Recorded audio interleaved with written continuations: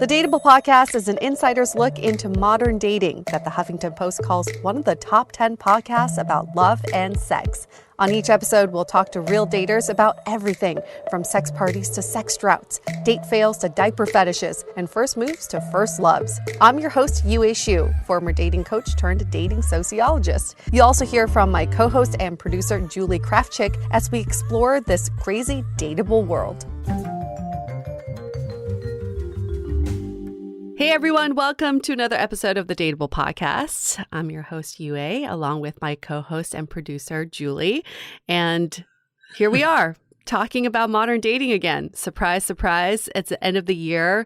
Everyone's trying to figure out their love lives. So everything we'll be talking about will be so relevant to what's going on right now. Oh my God. I still can't get over that it's almost the end of the year. Like, where did this year, it flew by, I feel like. We say that every year. And I saw this great meme that was like, you don't see anybody saying 2022 is going to be my fucking year. Like everybody was saying about 2020 never. and 2021. Exactly. Everyone's like being overly cautious. You know, let's just get through this year first. No one will ever jinx that again. Yeah, but I think from a dating perspective, this time of year is always fascinating because we hear people all the time saying that the dating apps are dead this time of year in December because everyone is just all over the place with holiday stuff. And then it's that first Sunday of January, the busiest time of the year. So I think people, what is it, like the Super Bowl of dating apps, people have called it before? It's just, get your dating apps loaded and ready to go. But we are doing something very interesting for today's episode because we know we've heard of so many of you say a few things. I think one is that people feel like there's never enough time on dating apps, that people kind of make snap decisions. Maybe they don't give people enough of a chance. You only get one shot that first date. And if it's not fireworks, then people are quick to move on to the next.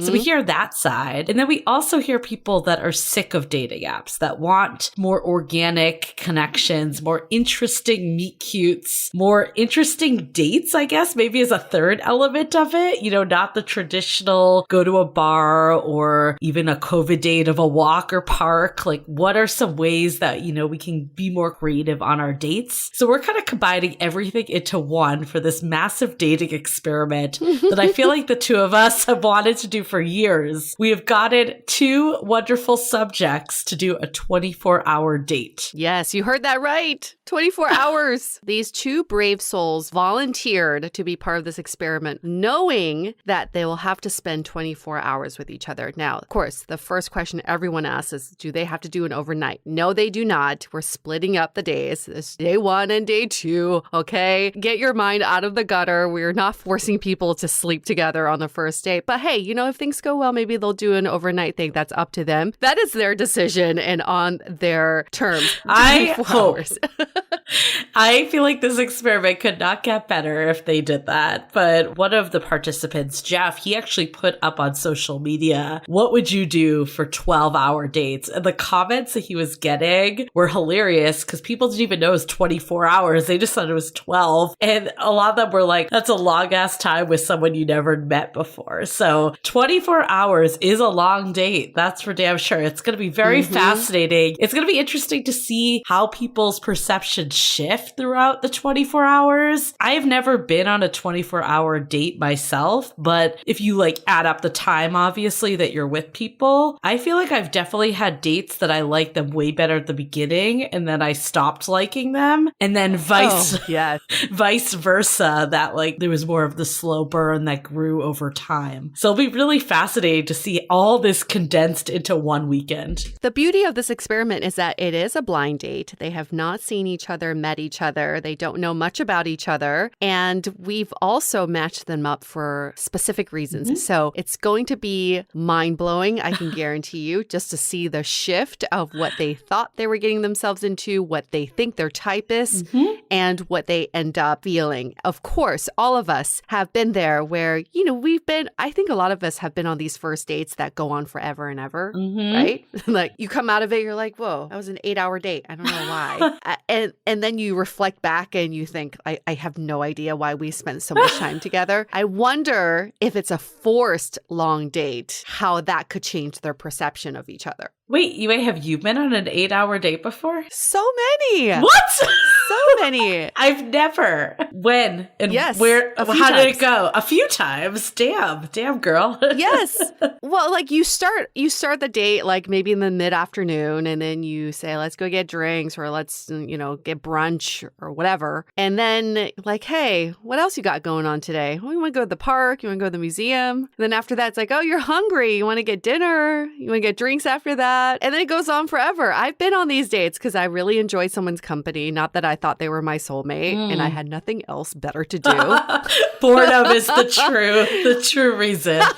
And I wanted to open myself up to that kind of experience. I've been on a few of these marathon dates. And then in hindsight, you can't judge the quality of date based on the time you spend with someone. We've talked about this before because it's so dependent on whether you have shit to do that day or not, whether you are in the mood for something like that. But I have been on these marathon dates, and it's very telling because how you feel about them in the beginning completely changes by the end. Wait, so the marathon dates you've been on, have they been within like the first couple dates, first dates ever? Yeah, first dates. Wow. What happened after? Did any of them progress into anything? Or were you like, I did it all in 24 hours? Yeah, slept with them, that goes into the 8 hours. that adds the 15 minutes into the 8 hours, But then you have to like cuddle and do the morning after thing, that just all adds up into it. I've also had dates where I've slept with them, I had to go get brunch with friends, and then I go back and hang out with them. Yeah. Not for you, huh? I really haven't done that. I feel like the only people I've done long dates like that, it's when I'm already established with them. It's never been someone very early on. Yeah. No, I've done a few of these first dates like that. And to answer your question, no, none of them turned out to be relationships. But I would also argue those were self-contained relationships in those 8 hours. We dated for 24 whole hours. Yeah. Started out beautifully, and then I learned so much more about him, and I decided it was not for me.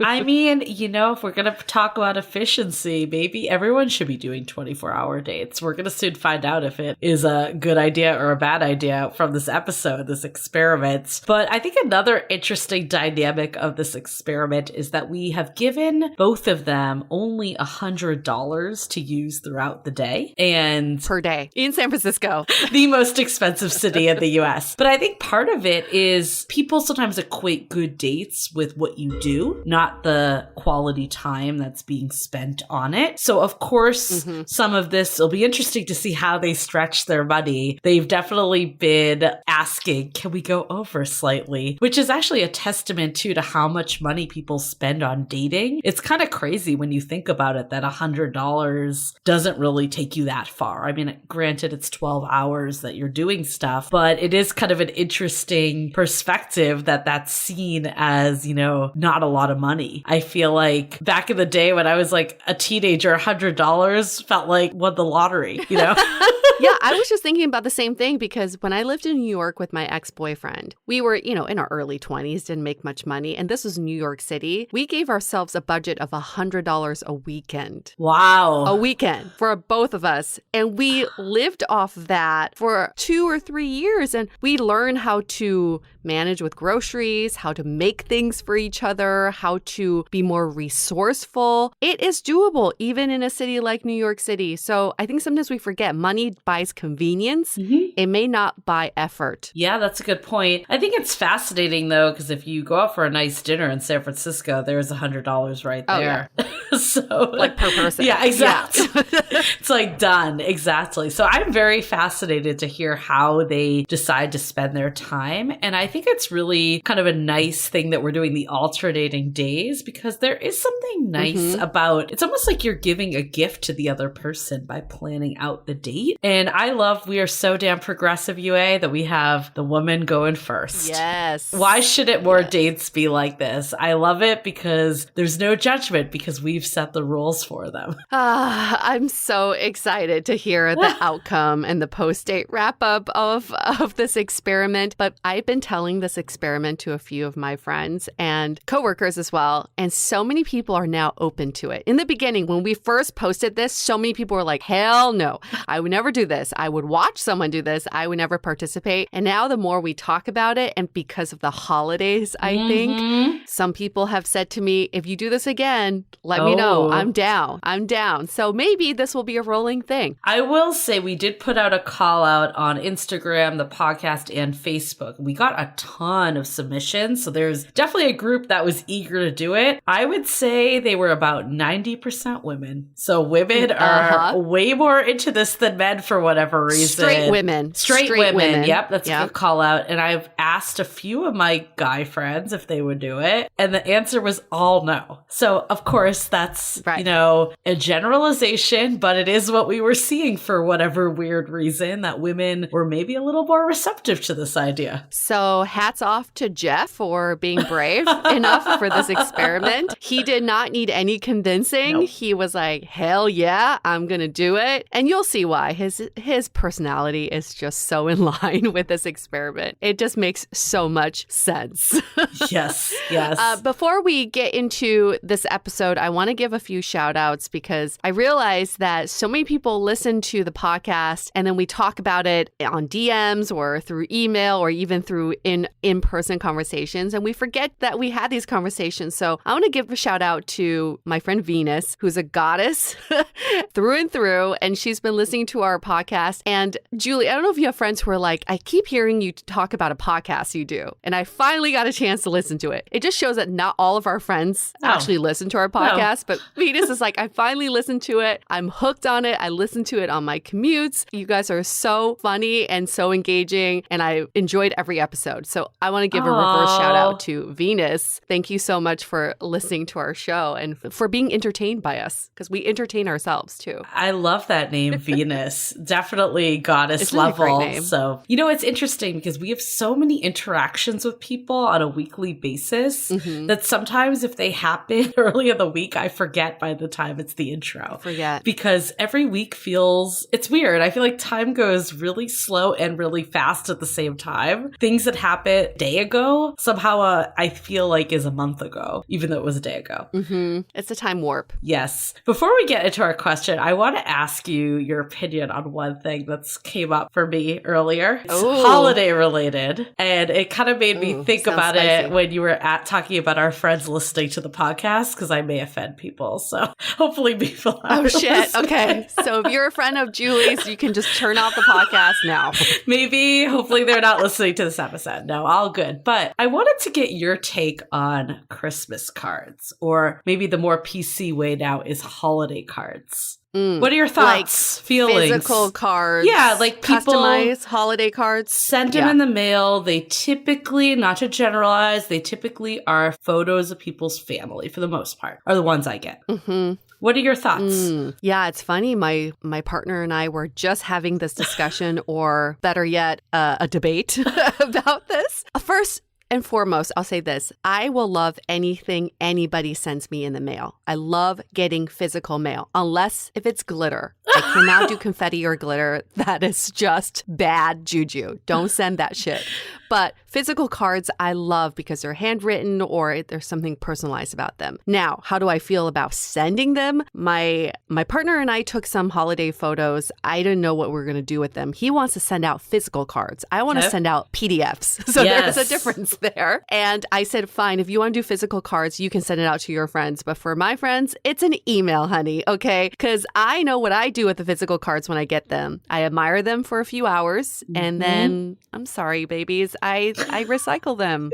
They go in the trash. Where else am I going to put them? So I had this whole conversation with my partner about it too, not to send them out, but just feelings on them, because since I moved, I've had a lot of friends reaching out, asking for my address to send me their cards, right? And I do want to echo the sentiment that I always like to be thought of, and, you know, it's always nice to receive something, but You know, she's about to drop the bomb. Oh my God. I had to not be a total Grinch first. I really appreciate the time. I also would not be offended if I got dropped from the mailing list. So how do you say that to someone though? Because I do the exact same thing. I have this stack of ones that pile up that I look at for a second. Oh, cute. And then I put it in the recycling bin because I can't even put them on anywhere or I just won't get rid of them at that point. It almost feels wasteful to me. And what I don't like about them is a couple of things. I think part of it is I'm Jewish, so I was never raised with sending Christmas cards. Or holiday cards. You don't do Hanukkah cards? No. So it's not like a thing that I understand that people have traditions that all these years. I don't have that. So if you drop me from your list, I will not be offended in any way. I think the other piece of it is I feel like it's another thing that kind of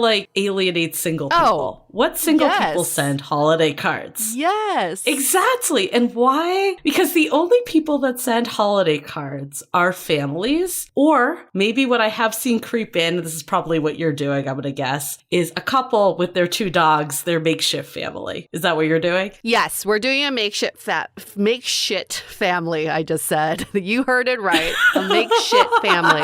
Yes, we have our 2 dogs. It's really adorable, but I'm a little embarrassed to send them out because I'm like, we have nothing. There's no news other than what's up. We survived COVID. I have nothing else to update people on. Well, okay. But here's the thing that I don't like about them. They're very generic. If you really want to spread holiday cheer, why don't you text and see how I'm doing, not just send a generic card? So there's one thing. I almost feel like it elicits the same stuff for people as social media when they're seeing things that maybe they don't have. I personally don't fall in that camp, so I'm just guessing that it elicits things for people. I think for me, it's I just feel like we should celebrate milestones that aren't relationships. I feel like why can't people be as excited for someone landing their dream job or something? I feel like there's a lot of other milestones, but no one would ever send out that holiday card. I just want single people to send out a photo of their dating app. Of them getting blackout drunk at a bar, or maybe even on a walk of shame, that would be a good holiday card. But that would never happen, or they would get ridiculed for it. So what I don't like about them is that it's some, you must fall into the societal flow kind of, right? It's once you've hit this stage of, family, that's when you send out your Christmas cards. I never got Christmas cards from half these people until this happened. Because that's when you have something to celebrate, is when you have a family. And that's not the right way to think about it. And I had this exact same thought when I was in my early 30s. So one year for Christmas, I did send out a single UA Christmas holiday card. Love where it. I listed out all of my accomplishments, meaning blackout drunkenness, still surviving singlehood, being in my shoebox apartment in New York City. Good for you. It was meant as a joke, but also inspired by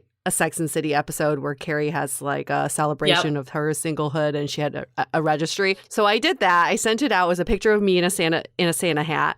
It was happy holidays, just me. And so many of my friends, my single friends, all kept it because they thought it was hilarious. And then some of my coupled off friends felt bad for me. And so they were like, is everything okay?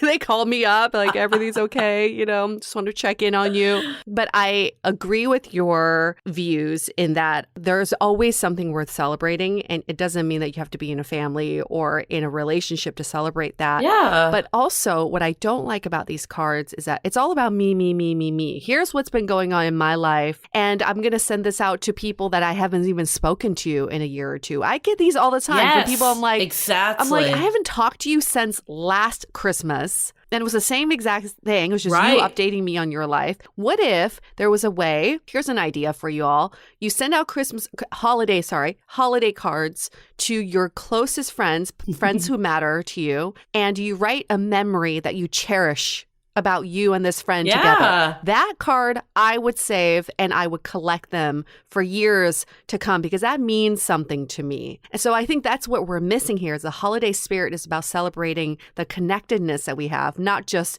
you, your life, and your accomplishments. That's 100% it. And I definitely, I'm not trying to say this in a way that people shouldn't celebrate marriage and children and the traditional things that our society views as accomplishments. I absolutely think that we should, but I think we should be more open to other accomplishments too. Those shouldn't be the only ones that are celebrated. So I want to call that out. I definitely like seeing people's kids. I just wish it was socially acceptable that people without kids or without partners could also send something, and it wouldn't be like a weird, oh my God, what's wrong? Is everything okay? Type of situation. Julie, we should send out cards, the two of us. Our People lesbian already shoot. think we're lesbians. In fact, someone just asked me yesterday, he thought I was a lesbian with, of course, Julie. And I was like, well, you're not the first. So why don't we send out Christmas cards or holiday cards celebrating all of our fucking dateable accomplishments? Because we did so damn much this year. I'm so proud of us.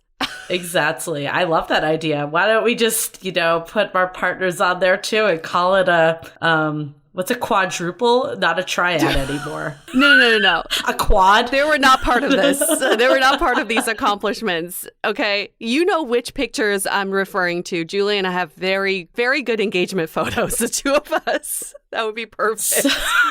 We do. Before we get into our question, have you watched Sex and the City reboot yet? I have not. You told me about it last night. I was too tired to watch it. I know the spoiler already, and I don't want to spoil it for other people. I already know what happens at the end, and it's like tied to the title of the show and just like that. Right? Isn't that the title? I can't even. I'm still shook up about it today. I do not like it at all, and I wanted to discuss it with you, but I agree. We'll give our listeners another week to catch up, and maybe we'll make it on the intro next week. You probably read all the spoilers because it's gotten a lot of press, and I think they did that for a reason, but I agree. I think it's a really weird way to start off the show. Okay, question. We'll get to something less weird. Here's the question. Yes. I know that you're supposed to give people more of a chance than just a first date, but how many dates should you give someone before deciding if you want to keep seeing them or not? Yes. This is in line with the 24-hour experiment bit. Yes. Gonna come back here, right? We've had guests who do 5-minute dates and then they'll actually leave after 5 minutes if they don't feel like there's chemistry. We've had guests who do like the one day only and they go on like 1,000 first dates. There is something to be said about giving people time because naturally how we met people before dating apps were through repetitive FaceTime. When you see someone over and over again, you develop chemistry with them. So yes, beyond a first date, I think after the first date, you should always ask yourself, did I enjoy spending time with this person? Take the romance out of it. Did I enjoy spending time with them? If the answer is yes, go on a second date. We believe in a 2-date default. We've talked about this before, just because the first date is all about just getting to know each other. And the second date, you can gauge more of that chemistry. Now, coming out of the second date, I think you should come out with, am I from like 0 to 100? How attracted am I to this person so that I want to see them again?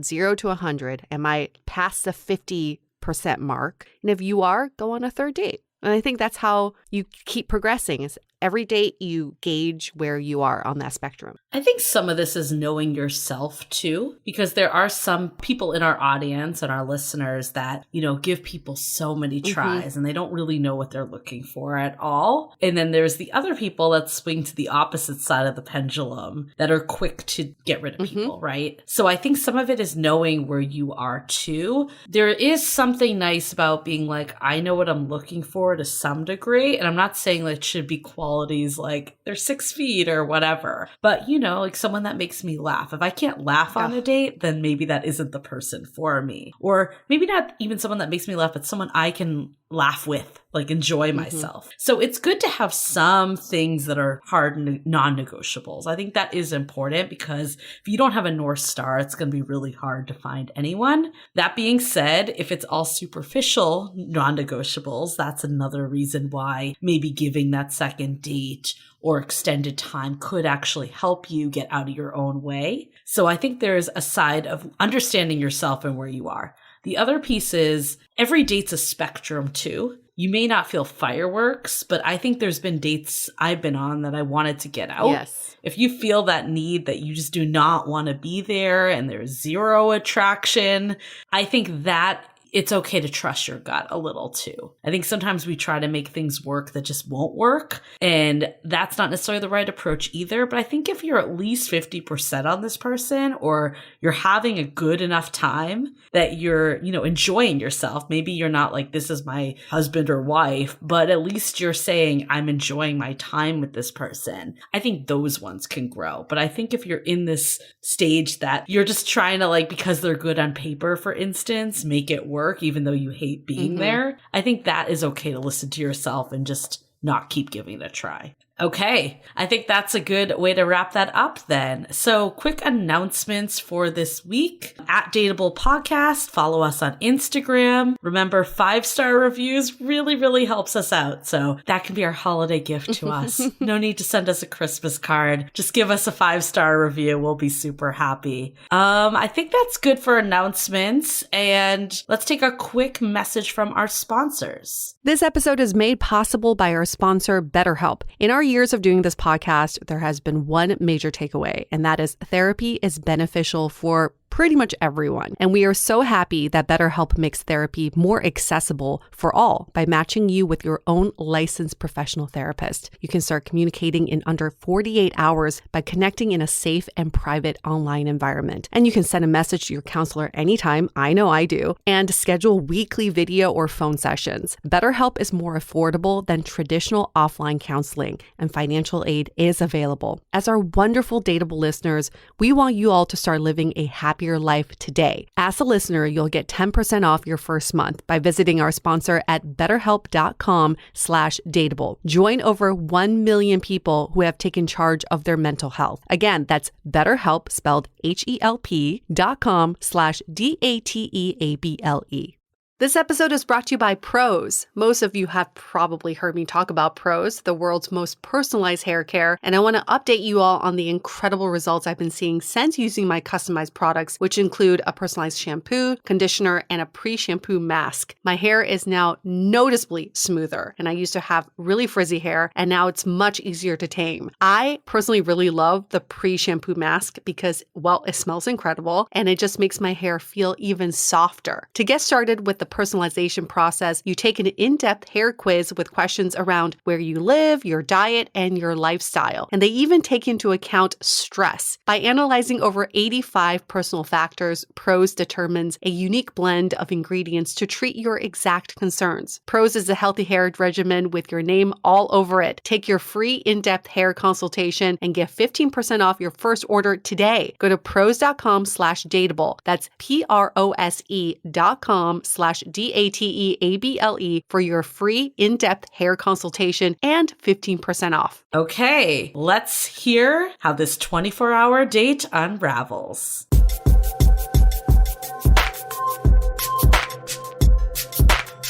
Let's meet our daters. First up, we've got Jeff. He's 43 years old. He lives in Oakland, originally from the suburbs of Chicago. And he's pretty single. He's been taking a dating sabbatical, well, until now. He recently moved back to the Bay from Chicago after ending a pretty serious relationship. Mind you, I have not gone on a date for probably over 2 years. So instead of me thinking like, oh, well, let me just ease on into it, I'm like, 24 hours. Let's do this. Then we've got Nora. She's 35 years old. She lives in San Francisco, originally from New York, and she's single and actively going on dates.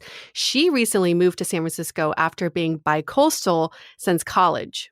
Dating in New York has not been great. Like the ratio of straight women to straight men is just like so skewed. So for me, I was excited to come to the Bay Area. I just got here and dating's been for me a really positive experience here so far. Like everyone has been so intentional. They're open to communicating what they want. I mean, I haven't met someone who I feel like chemistry with yet, but I think men know they have to work a little harder because there aren't millions of women just like who are beautiful and gorgeous and running around New York in their stiletto heels and are like 5'10". It's like nice to see men doing the work. So this 24-hour date concept, we sent Jeff and Nora out for 2 12-hour dates. 10 a.m. to 10 p.m. on Saturday and Sunday. And both daters got $100 to spend. And we had Nora plan day number 1, Jeff planned day number 2. And throughout the date, Yue and I checked in with them to hear how it was going, what they were up to, how the connection was blossoming, basically what they were spending their time doing. So let's hear from them for the first check-in, all about their first impressions.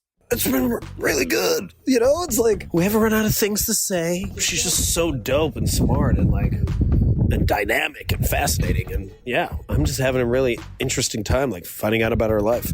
We walked across the entire Golden Gate Bridge, and then we walked all the way through Presidio, and we just had dim sum. And $100 is not a lot of money, but we got dim sum for $20, so I feel like it's a win. I think we've learned a ton about each other. It'll be fascinating. It could all go downhill from here. Am I attracted to her? I don't know. I feel like we're more friendly with her than I'm attracted to her. But that might change. I don't know. First impressions are great so far. Jeff seems really open. He seems down for anything. He's such a good sport. He's also just really open and vulnerable, and that's really cool. And it's been really nice to explore the city together. So overall, great first impression, great selection. Thank you for being thoughtful in that choice. Yeah, this is really fun so far. And then we checked in with them again around 6 p.m. to hear one surprising thing they've learned about each other. Now, keep in mind, this is 8 hours into the date. So this is way longer than your typical date. Let's just hear what they found surprising.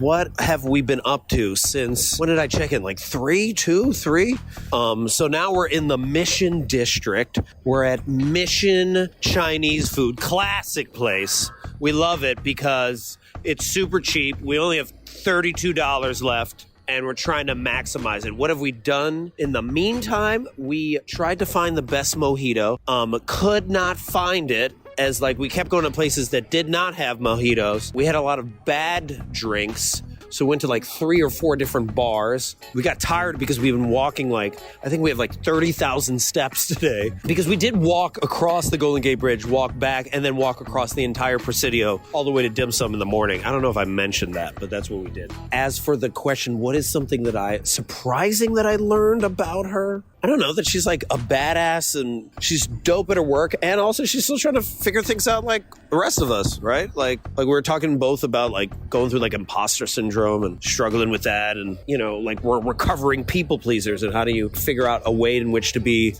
happy and successful. So a lot of conversation about that. Hello.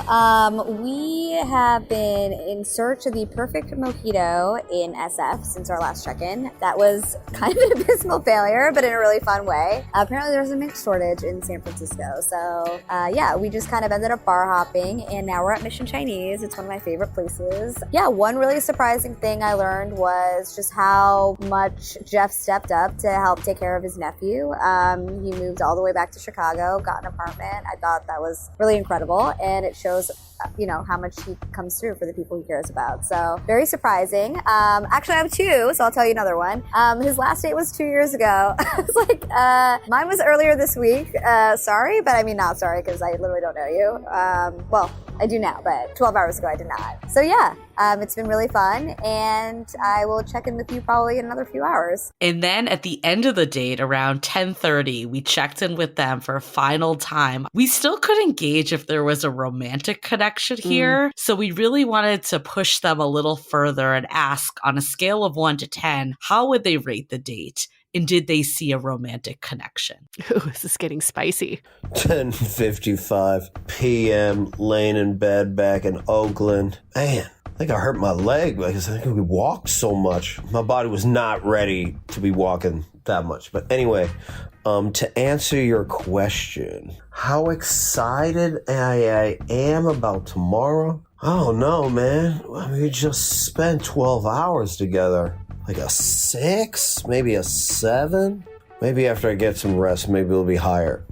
As for whether we're compatible together, I'd probably rate it our compatibility is a 5 out of 10. We had a really amazing day, right? And we connected and was, I'd give that 7.5, 8 out of 10, because just we really get along. But, the reality is like, I'm a play guy. Play is like rooted in who I am. And I asked her, like, when was the last time she played? And she doesn't know, right? So it's not wrong or right. It's just different. We have different, like my lowest level of play is probably over an overwhelming amount of play. So we'll see tomorrow. Maybe I'm wrong about that. But yeah, we could talk all day about anything, especially about like politics and race and all that jazz. But from a compatibility standpoint, right now it's like a 5 out of 10. Maybe it'll change. Hello. Sorry I didn't do the memo last night. I was so tired. I literally put a heating pad on my hip and fell asleep. I would say I'm excited. I'm like at a 7, and that's only because honestly 12 hours is a really, really long time. It's like this paradoxical situation where I think you're giving someone, obviously more of a chance in time to get to know people. And it's been awesome to be able to delve more deeply and to kind of, I think you're trying to wear us down, right? That's the point. You're also trying to make sure you give, each of us gives someone a real chance. Because I think in this disposable app era, it's just like people don't even try. Yeah, it's like 12 hours. So I'm only giving them a 7 because of that. And I think trust, intimacy, that comes with time. And you can't cram that all at once, right? It's like sustained connection. It's consistent behavior. In some ways, yesterday was just like, for me, I tend to overshare and then have like an emotional hangover. If you give me 2 hours, I'll do that. So if you give me 12 hours, I'll really do that. So maybe also feeling a little bit like, oh, okay, like what will today bring, given that yesterday kind of brought, definitely new and unique experiences, both in terms of experiencing SF generally, but then also, experiencing all these things with a man I literally didn't know 24 hours ago. So yeah, a little bit actually more nervous now that he's had a chance to kind of see who I am, right? But yeah, I'm also just physically tired. I'm old. Not old, obviously, but heating pad after a 12-mile walking day old. I do think maybe there's a romantic connection, but I couldn't say that after seeing someone once, That's just, for me, literally impossible. And then we're back at it again for day number 2. The daters met again at 10 a.m. This time, we checked in with them around the same time as yesterday, which is 2 p.m., but we didn't get a voice memo back until 5 p.m. So WTF, what was happening? Turns out they were having a little too much fun. Okay, here is my recording. Probably 2 or 3 hours late. Apologize, but, these things happen. It's been awesome. It's been so lovely. The things that I planned out worked out even better than I thought. So I took her to my friend Reem's restaurant. She owns this really dope, awesome restaurant. And she was there, and a bunch of my friends that also work there were there. And they told us all about the restaurant, and they gave us a tour of the restaurant. And that was like really the thing, because I wanted to do something different where we like interacted with other people. And it wasn't just like pressure was just on us to like, we can only talk to each other. So that was the strategy. Like, okay, let's do things that I wouldn't even normally do anyway, right? So I'm going to Reem's. They gave us so much extra food, which is great, because I was like, our budget is only like $30. And then we went to my friend's campaign holiday party. So my friend Matt Haney is running for office, some assembly district or something like that. So we crashed his party because it's a free party where they had like grits and chicken wings and waffles and stuff like that. And then we got drinks, and then we started telling everyone about this Dateable podcast episode, and then people started buying us drinks. So I had a plan of what we were going to do next. I was actually going to take us to the mall and pass out flowers to people that we thought were really dope. But this guy just came up to us and he goes, hey, y'all really cool. I've already bought you shots. You want to go to this party at Twitter? I might be going to this Twitter party. So I don't know if we're going to actually go. We'll see if he comes through, but we're down. Oh, the other thing of like, are we more attracted to each other or less? I think in my opinion, I think I'm less likely. Like, I now know her enough to know that like I'm super playful, super flexible, and she's just different. And I'm much more like clear about that as we've spent more and more time. And also like now she's asking less questions, so it's like not as curious. So like that's just the vibe and the interesting. But still, we're having a really fun time. So, and that was the goal. Hello. Sorry for the delay. This is Nora.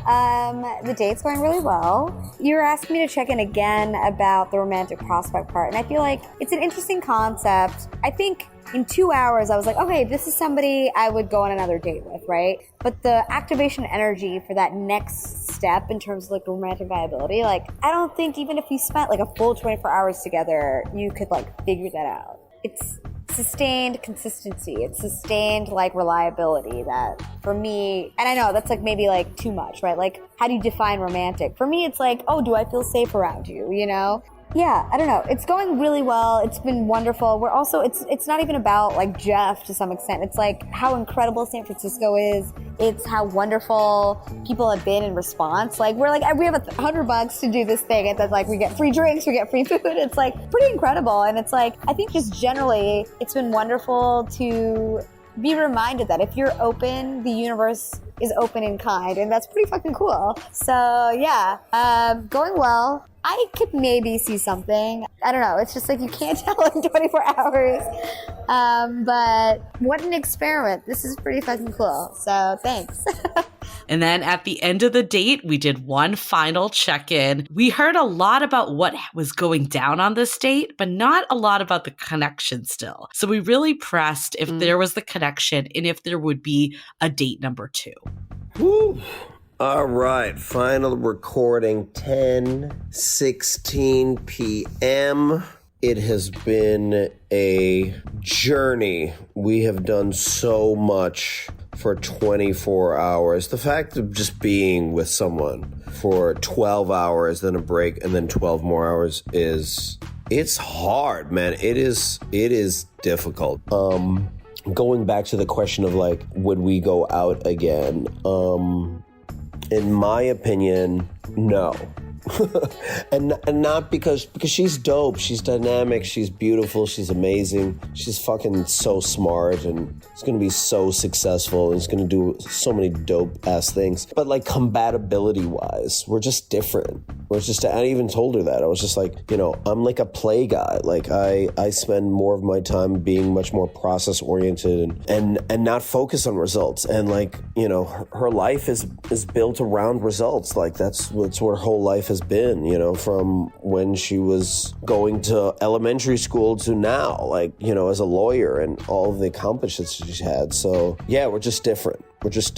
And I am much more curious, or I don't know if I'm much more curious, but it's just like I ask more questions. I don't know if she even asked questions the second time, but she was definitely more comfortable and didn't feel like she had to prove herself or do any extra things that she had to do the first day. She communicated to me, so we were much more real today, and being much more real today, I realized that we're just not as compatible. Which is fine, right? Which is, you know, it's just what it is. But the fact that we were able to like connect and be as sociable with each other for that long period of time, even though we didn't know each other, was really like amazing and difficult to do, but we were able to pull it off. So overall, the date was like a 7.5, 8 out of 10. Compatibility wise, we're probably like a 5 or a 6. And I hope she finds someone super dope, and I would be down to crash her wedding. Hello, reporting back after the end of the second date. It was an incredible adventure. The first 12 hours, you know, I planned, and so it was difficult to assess, like, what does Jeff like? Are his choices in terms of the things that bring him joy and, you know, how he would like to spend his time. He was like really go with the flow. He was really down to do anything. And so like there's an initial, oh, okay, this guy, he's really flexible. He's really open. He's got a lot of like wonderful positive energy. He's easy to be around. But, you know, through the second date, because he planned it, I'm able to get more of a glimpse into like how he operates and how he engages with the world. And so I think by the second half of the second date, it kind of became clear on a very fundamental level that we really like engage with the world differently, and I think we view the world pretty differently. Again, I think the first 12 hours gave me a much greater sense of like how our values and our morals definitely, I feel like in a lot of ways aligned, you know, which I don't think you get that after a regular, normal timed first date. But, you know, through the second date, I think we were able to go even more deeply into like, how do we see things? How do we see people? How do we want to engage? And I would say Jeff likes to play a lot. And, you know, I've definitely learned a lot from him over the last like 48 hours. And I definitely aspire to be more playful and to not take myself and others and life even too seriously. But at this point in time, I would say we are fundamentally very different in that respect. And I think, especially given that play is so important to Jeff and I'm just not as playful, that, you know, I don't think romantically we would work out, we'd be viable, but he's definitely somebody I would love to be friends with and somebody I would love to continue to learn from and hang out with. And yeah, I mean, he has really cool friends. He's doing really cool things. You know, I think he's learned a lot about the importance of not expecting too much and just kind of living your life based on the values you have and who you are and being unapologetic about it. So I thought that was definitely really cool. And yeah, this experience was really fun. I learned a lot about myself and kind of how I do engage with the world currently at this point in time, as well as how I want to show up. So that was really cool. So yeah, I don't think we're going to go out again, but I had a really wonderful time meeting him. And I thought this experiment was very, very cool. So after this 24-hour date, we wanted to check in with both Jeff and Nora to hear what really went down and how they're feeling after it all settled in. Let's start the conversation with Nora.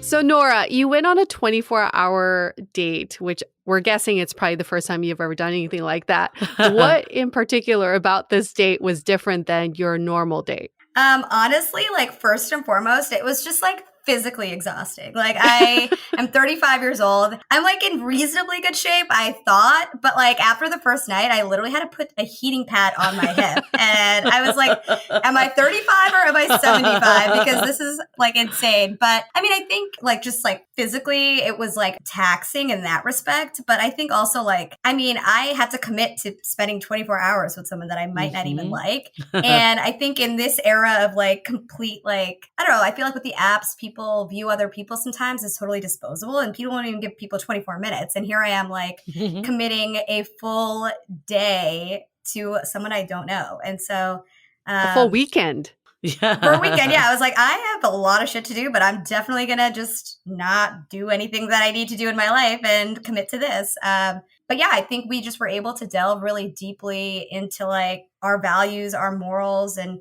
you know, I got a sense of who someone was at their fundamental level really quickly. So that was definitely really different. I feel like, and I think I said this in one of my recordings, I was like, you guys just wore us down, right? Like that was like one of the things you did. And so at one point, like I remember, you know, like my vision of the date was definitely really different than Jeff's. I did a lot more like one-on-one things and I like did like traditional date things. And he kind of, my view is he kind of had like a scavenger hunt vibe to his stuff. And like, you know, I think generally I'm a people pleaser and I think I would have like gone along with some of the things he wanted. But, you know, he planned a second date and like 17 hours in, he asked, like we went to the Salvation Army and we had to pick out like things. Number one, I picked out very utilitarian things, which I don't think he like, yeah, like we'll talk about compatibility later, but, you know, and then he like takes me to a political like fundraiser and I'm like, I'm taking this shit off. Like I am not going into this place wearing, like I literally looked, you know, like I looked homeless. I was wearing multiple layers of things. I just didn't, I was like, by 17 hours in, I definitely felt more comfortable, but I also had this paradoxical feeling of discomfort because I tend to overshare. And I said this also. So like in 2 hours, I can easily overshare on a date, but now you've given me 24 hours. And so I could like really overshare. And so there was this like sense of intimacy because of the shared time. But at the end of the day, I still don't know this person. You can't know someone 24 hours later, right? So okay, so it's interesting this. It sounded like at the beginning, it sounded like there was maybe more of a connection for you. And then as time went on, it seemed to be more,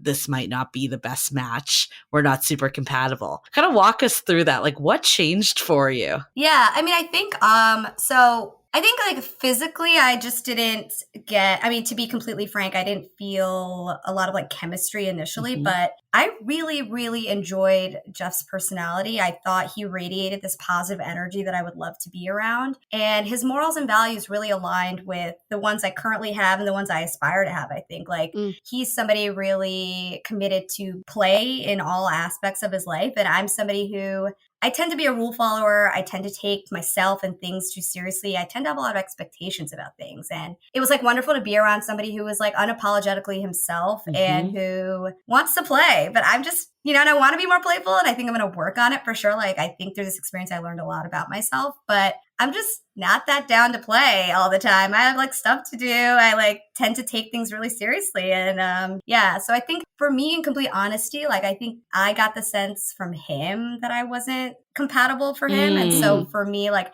I think I was like, okay, like I might have gone on another date with him, honestly, but I think play is so important to him and I'm just not as playful of a person in that sense. Like I do think I'm playful, but I'm not going to talk to strangers for 24 hours, right? Like I think like, I was like, my conception of the date was to get to know this person. And throughout the adventure, he engaged with a lot of other people. And there was a lot of that, which didn't feel, to me, I was like, that's not what this is about. But I do want somebody who generally is like obviously really like social and, We wanted to ask you about that because we also had that same feeling of there's a like, lot of people on this date all of a sudden. How did you feel about that versus one-on-one? Yeah. So, at the end of the day, when you have 24 hours, like we did speak to each other a lot and he did ask me really thoughtful questions about myself and he was a very attentive listener. But I definitely felt like the spirit of the date wasn't in line with what I viewed the date to be. And I was a little bit thrown off by that and a little bit like, I think at a certain point we stopped getting to know each other as well. And, I could have obviously steered the date back. And I think, I didn't. I was also, I was like physically really tired.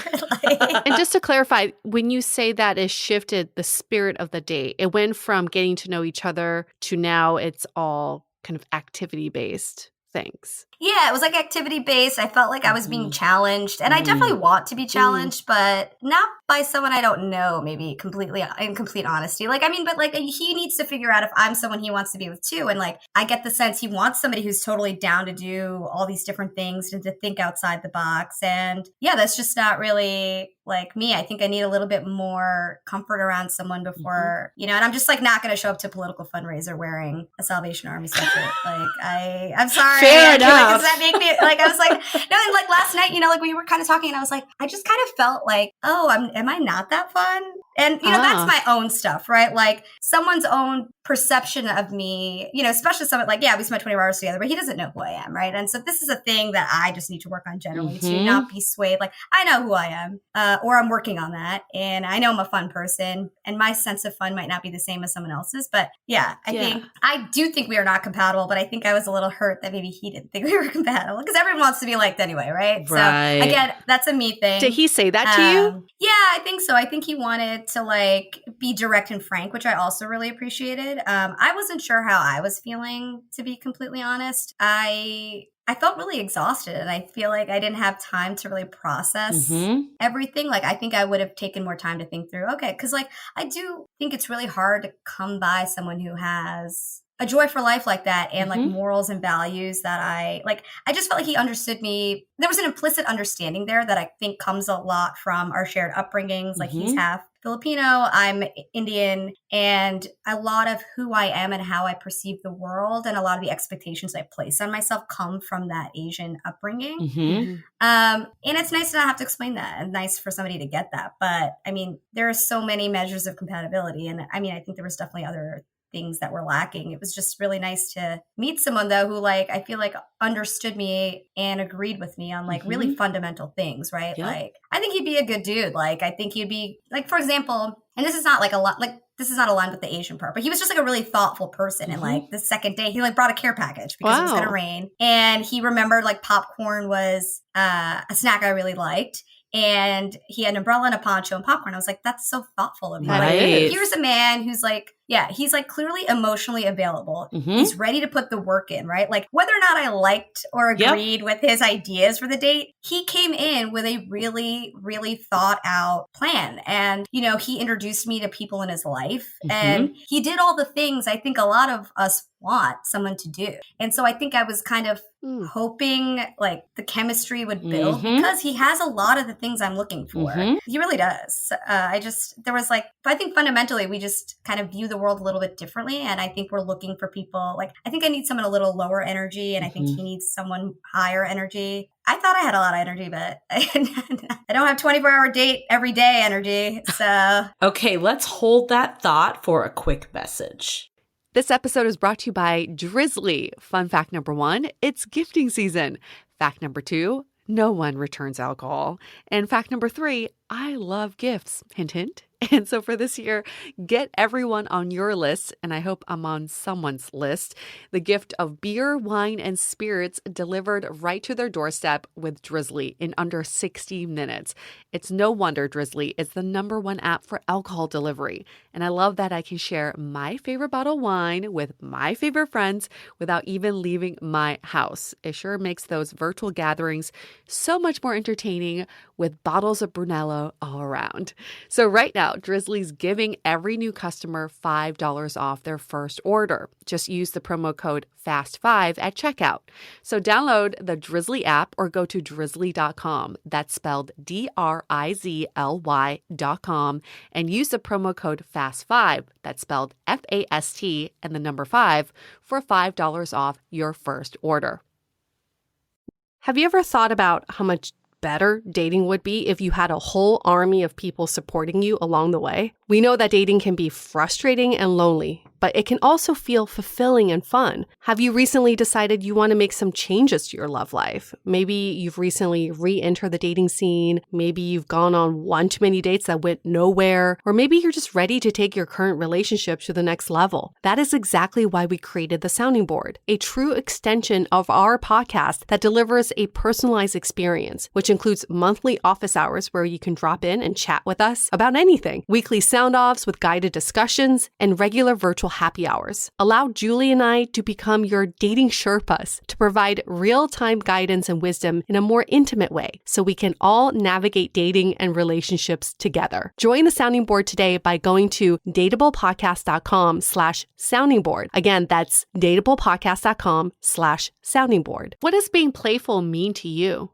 I think it means being down and flexible, but I also think there are boundaries and there are limitations, just like there are with anything, right? Like I think it was a really cool idea to go pick out something at the Salvation Army, but then when I'm going to go to this political fundraiser, I want to be respectful to the candidate. I want to be respectful to the people around us, and I want to be presentable because I want people to respect me and I want people to, I'm a rule follower too, to some extent. Like I think he had some other ideas where like one of the ideas was to basically pretend we're in a fight, like with an Uber driver there. And I'm like, I don't want to put an Uber driver in a really uncomfortable spot, honestly. Like that's just not me. So I think I'm playful, but I also want to be really respectful of other people. And I tend to be really, and maybe I'm too empathetic. I am a really empathetic person, and I'm attributing my own comfort levels and my own morality onto like these random people. Like I feel like generally people didn't care. Like he got compliments on his sparkly scarf. He got compliments on his hat on top of his hat. But I was just like, I think being playful means being open, being flexible, not being so wedded to results, but trying things and experimenting. But for me to be able to do that, I think I need more comfort with the situation and more comfort with the person I'm with. It does sound like you would consider yourself playful. You're just not to the level of playfulness that he wanted.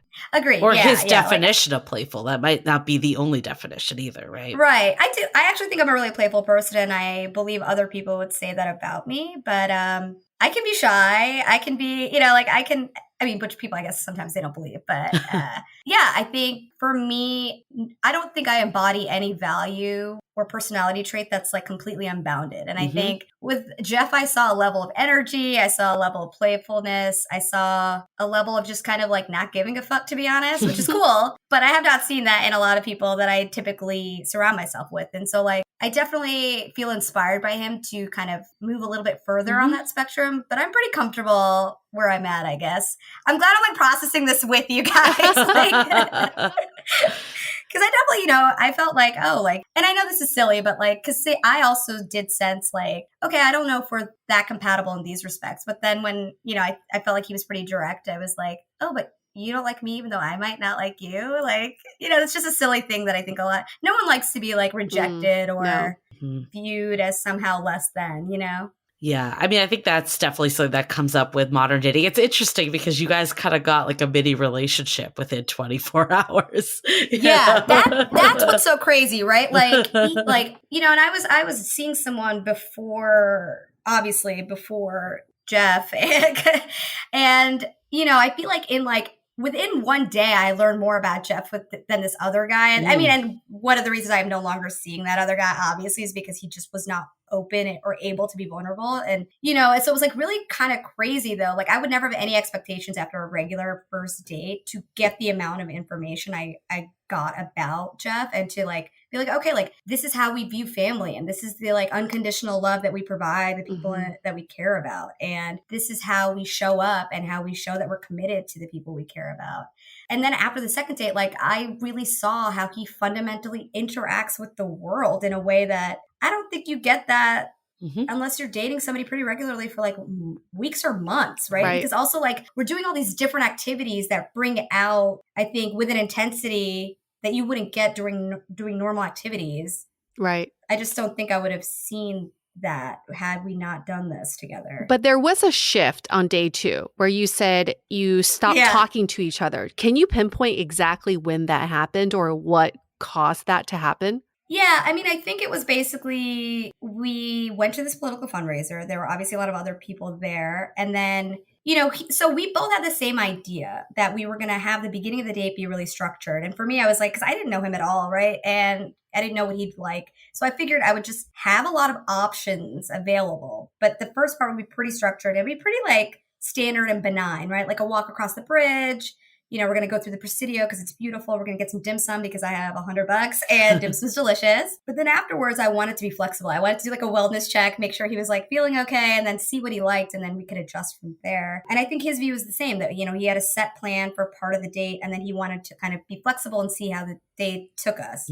But once we were at that bar, and I'm not putting it on him. Like, I don't know what happened. But, throughout the journey too, we met a lot of really wonderful people. And, once I shared kind of what was going on, like, especially in particular, like there was this bartender, Crystal, who like, she was just wonderful. And she was like, wait, you're all on a date and you have less than $100. And she just like gave us drinks. She gave us shots, like, and that was wonderful. And that kind of thing felt organic. And it was like still a part of the experience we were having together. But then at some point we're like talking to all these other people at the fundraiser. And then we're hanging out with them. And I was down for that, right? Like, but when I was looking back at the date, I was like, this isn't to me getting to know each other. I'm not getting what we were supposed to get out of this date. But also, again, like I am somebody who is more focused on the goals. I am somebody who's like, I was given an assignment from you guys basically, and I'm going to follow the assignment.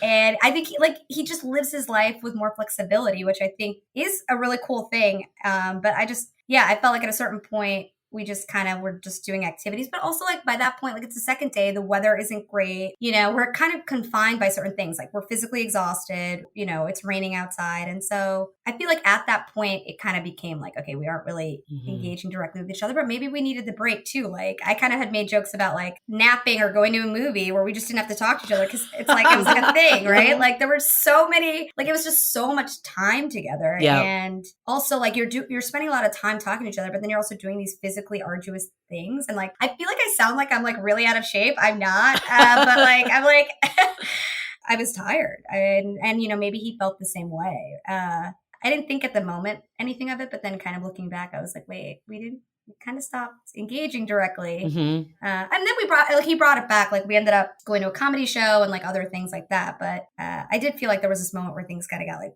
weird in that respect. We got a vibe that you seem very open-minded throughout the whole process. And I think that's a really wonderful thing. And I think I don't think anyone should make you feel like not fun enough. Like I think that's all really dependent and maybe it just wasn't the right, fit in general for both parties. But it seemed like you were very open-minded, which I think is a good quality, especially on a 24-hour date to have. That's really important as like you bring what you've learned from this date into other dates. I guess, like, Yeah. from your perspective, what is it that you learned from this experiment about yourself and how you're looking to date? Well, I think I am continually learning to just kind of, be unapologetically me. Because even throughout this process, I'm telling you that I don't think we're compatible because someone may not think he's compatible with me, instead of like really being introspective. Like, what do I want? What am I looking for? Because I did sense, like, I think I was like, I tend to do this thing where I like want something to work. So I try to make it work. Like, we weren't that compatible, but I really wanted it to work because seems like a really great guy. I've learned that I have to continue to try to just be introspective and think about what I want and not be so concerned with other people's perceptions of me and what's going on. I definitely learned that, I don't think I'm going to ever be as enamored with play as Jeff is, but it's a really good idea to be more playful and to go into things not having any expectations. Like, I felt stressed out about the date initially, right? Like, here I have to plan 12 hours. I don't know anything about this person. He could hate everything I suggested. He could not be able to do the things I want or want to do them. But he was really down and really chill. And I worried a lot about nothing ultimately, right? Like, obviously, if we're both willing to do a 24-hour date with a person we don't know, we both have to be somewhat open. Well, I think that's a good amount from this first one. We'll have Jeff come on, and then we'll have you stand by for some takeaways. Jeff, you've done a lot of fun experimental dates. We're guessing that you've never done a 24-hour date before. So what about this date was different than your average date? So many different things. The fact that it was 24 hours, the fact that we spent 12 hours back to back, the fact that it felt like it was 10 dates, and also that it was a blind date where neither of us knew anyone. We were just like, this is the first time we were connecting. And that also we only could spend $100, which then made it we had to be very creative in what we did in those 12 hours with only $100. So it seemed like from the very start, you didn't feel like the romantic connection, at least from your check-in. Was there ever a time that you felt this could be something, or was it kind of consistently more of a platonic vibe? I mean, maybe early on, maybe in the first like 4 to 6 hours when we're just trying to get to know each other. Because again, like you get to learn so much about the person that a lot of times you don't even know if you're like, do I like this person or not? Because you're like, man, we have so much time together, so we're going to have plenty of time to figure this out, right? And then I think at one point when we were talking about play, and like, I'm a play person, like that's what I do. That's what I do for a living, all that. And she was like, I don't play a lot. Like, I just don't play. Like, that's just not my thing. Then it was like, oh, okay, that's one of the first times where I was like, ooh, well, this is where we, are different. But also I was repeating myself, even in the recordings, like, I'm embracing my panda-like spirit. Like, let me be curious and let me be present.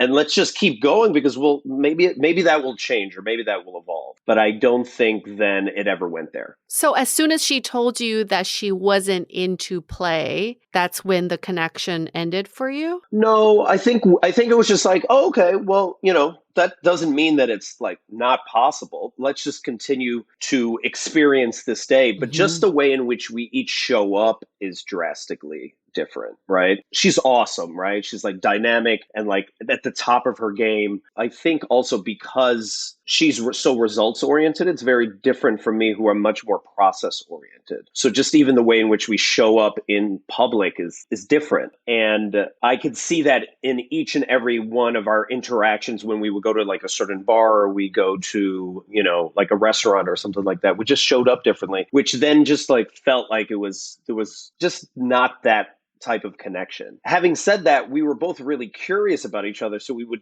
I'm fascinated by her, so we talked the entire time. So I want to dig into this like process oriented versus results oriented a little more. Sure. Can you kind of elaborate? Like, what does that mean in terms of how you view compatibility? So, because I play, right? That's like what I do. I love to not really focus on an outcome. I'm really more in there for like attunement and connection. I talk a lot about this, about how like one of your first forms of ways in which you connect is via attunement. Like when a baby looks at a mother's eyes, like their brain waves are identical. That's the way in which people begin to play, right? So everyone is always trying to attune with each other. So when I'm in a space and connect with people, I try to create like a psychologically safe space, and then we kind of like go on an adventure together. So an example of that yesterday was, it was like, okay, well, guess what? For my day, one of the things we're gonna do is we're gonna dress up, and then we're gonna go to this like random event. I'm not gonna tell you the brand; it's gonna be a surprise event. But we're gonna go to the Salvation Army. We only can spend like $6.50 each on an item or items. Get dressed up. Like I bought like this ridiculous hat and like a shawl and stuff like that. And I was like, all right, we're going to have fun. We're going to try this thing, see what happens. So I bought stuff with the idea of like, oh, this is going to be entertaining. And then she got like a sweater or something like very utilitarian, right? Which is just her way in which to show up to play. It's not wrong. It's just different. So like then when we were going to the event, we weren't going in with the same like play-oriented energy, and we were on the same page, if that makes sense. I'm struggling a little bit with this simply because to me, I feel like everyone has a different definition of what play is, but I feel like by her being along for the ride, that's evidence of her being playful. And I'm also putting myself in that situation. I would probably been even shyer than that. So true. I mean, like for her to even agree to this experiment, that already means that she's pretty playful and experimental. And so I'm curious to hear from you, Jeff, at what level of play are you expecting from the women that you date? Oh, I mean, I don't know. I think I do know. I want to be able to go on a date with someone or have an adventure with someone where we both are willing to like put ourselves out there and be fully present in the moment, and that the result isn't as important as like the process and our ability to have like an experience together. And I think at times, and again, the way in which I'm trying to describe this is like, it's not wrong or right? It's just different. Like the way in which we just were showing up in each space was just different. When we went to like my friend, like Matt Haney's like holiday party for his campaign because he's running for office, and just the way in which we interacted with people was just different. And again, that's not wrong. It's just that we just weren't on the same page. It just didn't feel like we were connected. So, I feel like, we're looking at this, like, what did she do wrong or what did I do wrong? I don't think we did anything wrong. I think we were just, we interact with people in a different way. And that we even agreed and talked about it that way. That we're just different people. So I don't know if that answers your question. No, I think that makes a lot of sense. Like every date isn't going to end up being the person that you end up being with, right? That's just the matter of fact of this. I think the 24-hour, if anything, just probably sped up understanding each other and seeing each other. I guess the part though that is interesting to me is like, is there a world where differences could actually make you compatible? And there also are a lot of different other elements that make someone compatible outside of just play and how they interact in social settings. I guess, was there anything that you really liked about her that you do want in a partner? Yeah, I mean, she is ridiculously smart, ridiculously dynamic. We had so many interesting conversations about politics, about, power, classism, all this stuff. So it was really interesting and riveting and fascinating. And she's just doing a lot of really dope work. Speaking to Nora about that, I could have talked to her we talked for hours about that. And I love that. I thought that was really amazing. And just also the way in which we both want to like impact the world. We both want to like, our work revolves around leaving not a legacy, but leaving an impact that actually helps other people and to like speak for people that may not be able to speak for themselves. So that's where we both connected. You did communicate the incompatibility. Can you walk us through how you communicated that? Oh, so then after the date, when we were just like texting back and forth, it was like, hey, this is what I really loved about, our interaction, everything together. But I feel like because I'm much more of like a play guy and I kind of show up in this like play setting and I'm much more silly and very out there, that might not be your vibe. So, from my perspective, I didn't feel like we had that level of compatibility, but I still feel as if you're super dope. And so you did mention that her curiosity tapered off on day 2. Did this happen after this talk? Oh, no, we didn't have that talk until all the way at the end of day 2. Okay. So when did you notice the curiosity kind of tapering off? I think probably the second day. I think when we also became more comfortable with each other. We also have to remember the dynamic because we just spent 12 hours together and talked the entire time together. So in many ways, we felt like we had learned a ton about each other already. And then my day I felt was a little bit different from her, her day. Mine started off by, I got her like a care package because she, really liked popcorn, and I found that out, and I got like an umbrella and like a poncho, and I was like, okay, let's start off today that way. Then we went to my friend's Reem's restaurant, it was the first time she was opening it up to anybody since the pandemic. So it was like a really special moment to we got to go to my friend Reem's restaurant. We're the only people in there, only people allowed in there at the time. And she gave us a tour, and we talked to my friend Tim, and it was just like a really special, fun experience. And then going from that to, Matt Haney's holiday party, I was constantly trying to create opportunities where not only was there, we had feel pressure that we had to entertain each other, but that we could actually show up in spaces and connect with other people as well as connect with each other. So that's how I felt like it was different. And I put a lot of effort and time to figure out how to maximize the time and also create a safe space where we felt like we could connect to each other while also connecting with others. So, it sounds like there's some areas that you did find her,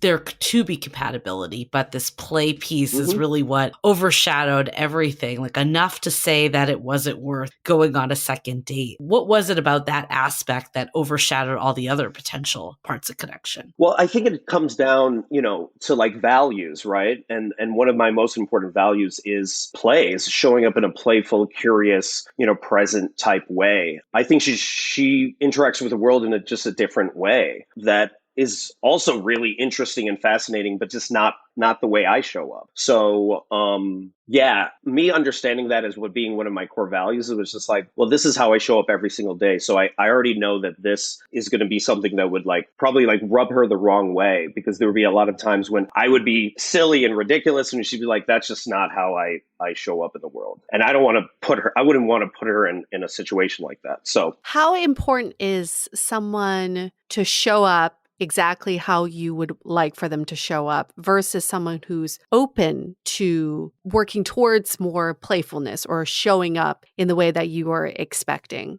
Yeah. I think it's more the openness, right? It's more when I describe it, it sounds as if it's this is very rigid, there's only a certain way and one, no. That is what it sounds like. That is what it sounds like.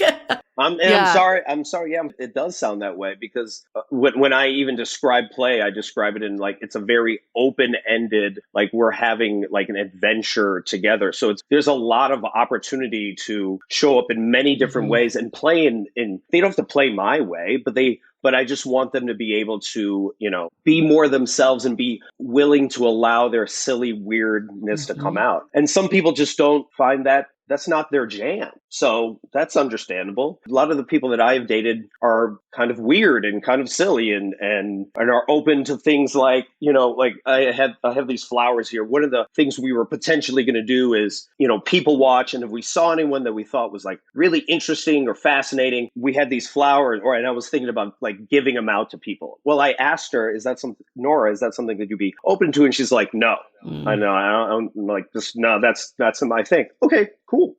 So then we didn't do that. I constantly was trying to, especially on day 2, figure out ways in which, how do we do something that's playful and fun, but also within her comfort zone? And if it wasn't, then we were just okay, we're not going to do that.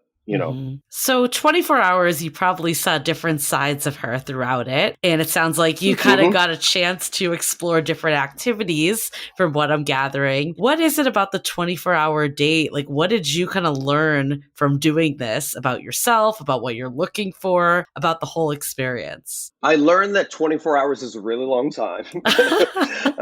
I learned that, what am I looking for? That attunement is actually really important, and that I myself have to also be, more open to different people that might show up, in a way that might not be like me. So like throughout it, I constantly was trying to think, okay, how can I make this more of a safe space so that we feel more connected? So I was constantly trying to be much more aware of that. And also knowing that, it's also really scary for a woman to be with this one guy, like a taller dude, for like 24 hours. So I was constantly also thinking about, like, from a safety standpoint of what can we do where she also always, feels in a safe setting, to do stuff. As for like, what else did I learn about myself? I learned that I could like just roll with it. I mean, I was really proud of both of us. The fact that we were able to keep conversation going all the time. Like the second day we went on all these random adventures because we bumped into people that like bought us drinks or took us here or took us there. And it felt like we were traveling together. And I thought we together had collaborated really well to be like, oh, yo, we're doing this really cool thing.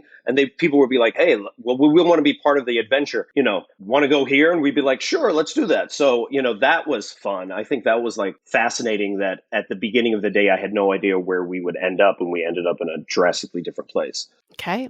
Now we're going to bring everyone together for some final takeaways. Jeff and Nora in one room together.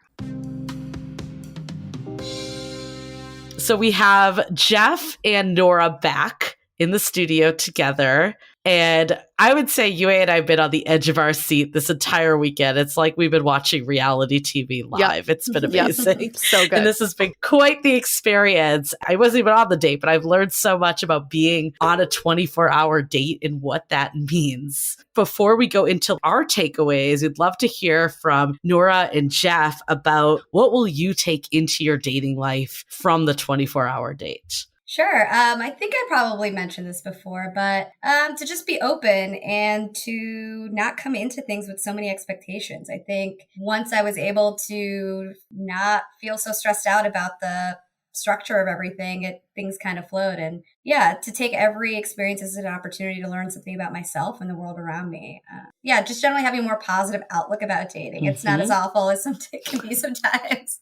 Yeah, it looks like you guys had a damn fun time, if nothing else. Yeah, we did a lot of really cool stuff. And it was, as I mentioned before, it wasn't even just about Jeff. Like, for both of us, we're rediscovering San Francisco, and we met so many cool people along the way. And it just kind of renewed my faith both in straight men generally, but also just people. Like, it's if you're open, people are generally open and kind back to you. Well, I think also in regards to the openness, I learned also that Nora and I bonded over the fact that we were like, we are doing this. We are committed to doing this, and we're going to get this like together. And I think the more we spent more and more time together, we actually like together created these fascinating places where then people wanted to jump into our world. The first day was interesting in the sense that it was much more she and I, but the second day, all of a sudden, because we had a certain level of comfortability, other people really wanted to like buy us drinks, take us to their place,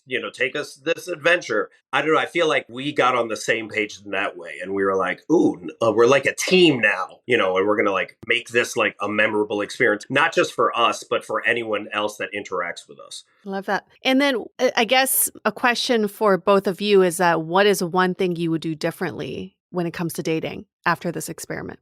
Okay, I'll go. I think I definitely need to be even more open. I mean, again, this is the first time I've dated anyone in like 2 years, so I have no idea what I'm doing here. So like, this is like a jump off the deep end. So I think I need to not just be more open, but be more willing to take risks that the person that might show up that might be compatible with me might not show up in the way in which I envision, and that I need not limit that or have too many preconceived notions, and really be like a panda, right? Playful, curious, and like present and open to the adventure. I love that. I would definitely echo that. I think for me also, I've learned, I really want to be more unapologetically me. And the things I'm looking for aren't unreasonable. They're not too much. I'm not too much. And I think like what was so nice about being around Jeff was like how open and vulnerable he was and how willing he was to make a real effort. A lot of us are like taught we have to be like the cool, chill, like lady and then like kind of lure these men in. It's like, no, if a guy is like serious about you, you're going to know it. And you're going to know it by, hopefully their words, but really you're going to know it by their actions. And I felt like Jeff really demonstrated he was committed to doing this in a way that I also felt committed. And so I'm just going to try to like, if something's not really working and if I'm not getting what I need from something, to not give it a million chances, because there are people like Jeff out there who, do align with me in a lot of ways. So somebody is going to be out there who's going to give me what I need in the time frame that I need it. That is the best thing you could learn from something like that.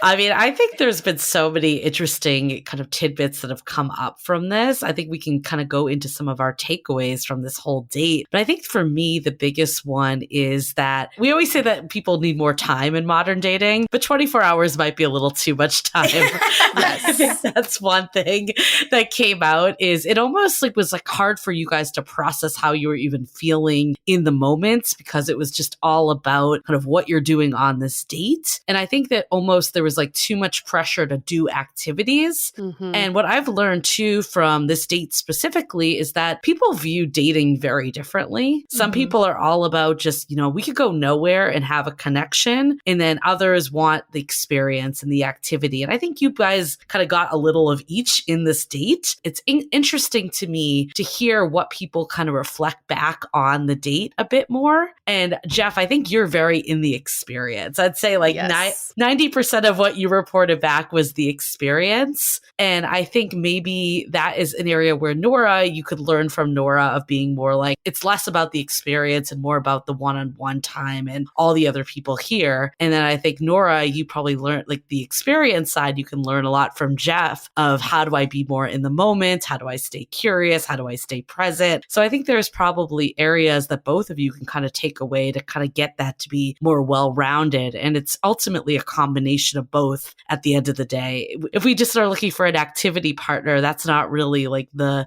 core relationship. That's just an activity partner. But also if we're not doing anything interesting, then that's boring too. Yeah, I'll just say, I definitely want to be a more present person. I think I'm so goals oriented. And when I think about what I'm looking for, I want a relationship. But why do I want a relationship? It's because I want marriage and kids. But obviously I need to experience life with somebody every day, right? Like, life is literally millions of 24-hour sessions back to back. And so do I enjoy hanging around this person? Can I really be wholly myself and totally vulnerable and feel safe and comfortable around this person? So yeah, I definitely want to be more like Jeff in certain respects, but I still got my eye on the prize. I want a husband. I want kids. I'm going to do things where I want to like get to know you, right? Yeah. Yeah. Oh, no, I completely agree with that. I almost feel as if the first day was much more of us connecting on a level of like understanding each other and who each other were. And then I think the second day was much more experience led. So we probably spent less time connecting in that way. So yes, I agree. I think, one of the biggest takeaways is going into a date with like a default parameter. I think we go into date thinking, I'm going to give this person like 5 minutes. And if they don't live up to what I'm looking for, I'm out or the connection's not there. But what if you said the default is I'm giving this 4 hours minimally, so that you kind of know that you're spending your time with someone for a set amount of time versus them trying to earn extra time with you. That's just never a good way to think about it. There is something to be said about the yes and mentality. And I actually think both Nora and Jeff can learn from this. We talked about Nora, we touched upon that you can be a little bit more present and open to this playfulness that Jeff has been talking about. But for Jeff, it's this kind of the same thing. There is a yes and mentality in play too. So if Nora wasn't so down for handing out roses or fighting in front of the Uber driver, maybe there's an and to that and not just a series of putting her through tests. And I know for Jeff's point of view, These were experiential activities, but from Nora's perspective, they felt like tests and she wasn't passing these tests. So you're creating this me versus you mentality. But if you had a yes and mentality, then it's okay, she's not down for that, but let's try something else. And like, let's just show a little bit more compassion with that. What is interesting is, yes, both of you had, I guess, a more chilled out date the first day and then more activities based. It sounds like there was more connection on the first date because you were able to speak and talk to each other and ask each other all the questions. But on day 2, both of your interests tapered because of the activities that were overshadowing the date itself. It just felt like there was a lot of anxiety around activities, what to do next. What crazy thing can we do next? What crazy thing can we throw into the mix? And that completely overpowers the integrity of the date, which is getting to know each other. When we listen back to the check-ins, your first day check-ins are so different from your second day check-ins because there was just a lot more intimacy and connection on that first day.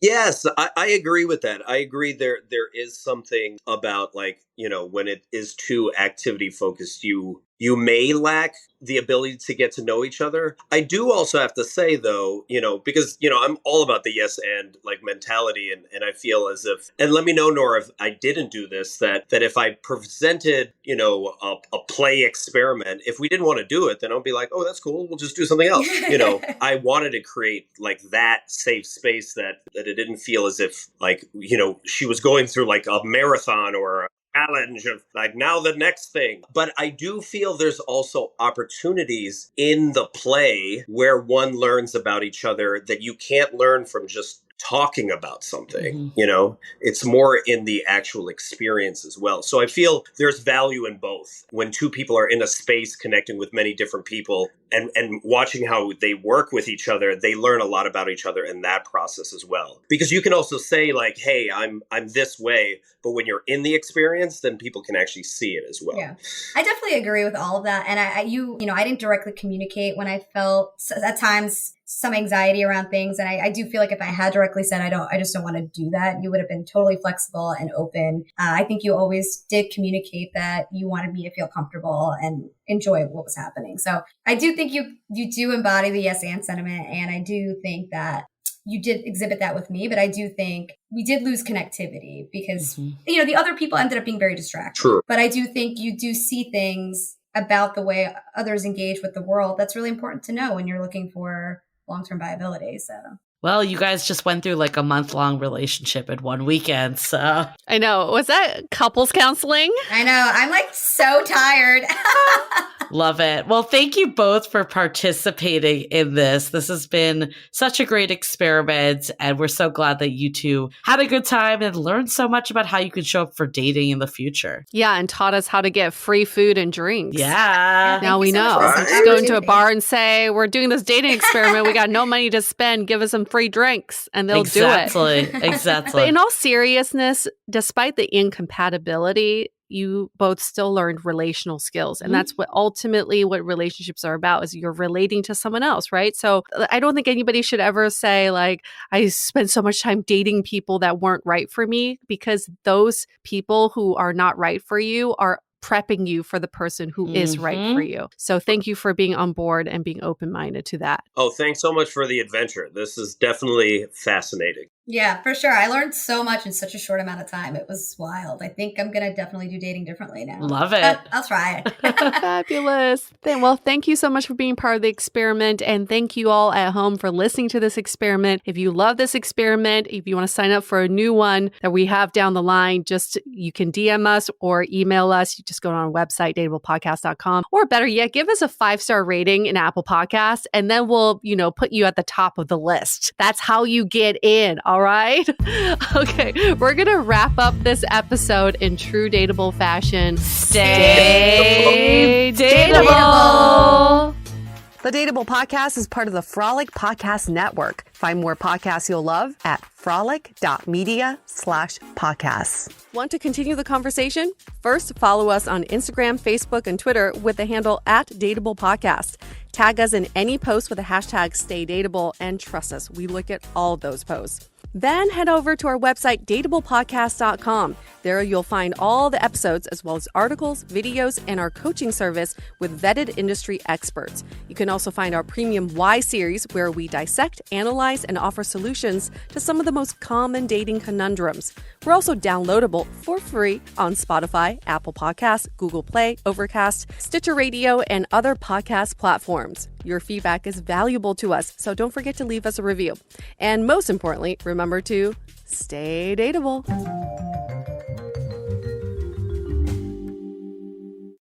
It takes a lot of ingredients to fix or build a car, like cooking, but without the frozen dinner easy way out. eBay Motors has 122 million parts. It's always the right fitment, so you can follow any recipe to a T. Whether it's a vintage Italian coupe that's classic like Grandma's meatballs, or a German luxury car that's as complicated as Oma's rouladen, to cook up something great in the garage, use the eBay Motors app or visit ebaymotors.com. Let's ride.